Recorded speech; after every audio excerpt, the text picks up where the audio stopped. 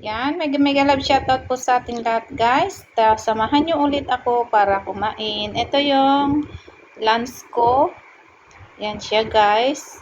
Ito yung Thailand noodles.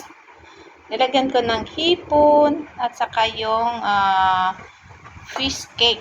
Ito yung fish cake niya guys. Ayan, kain na po tayo. At syempre, lagyan po natin ng kalamansi para masarap. Yan, samahan nyo ako guys para kumain.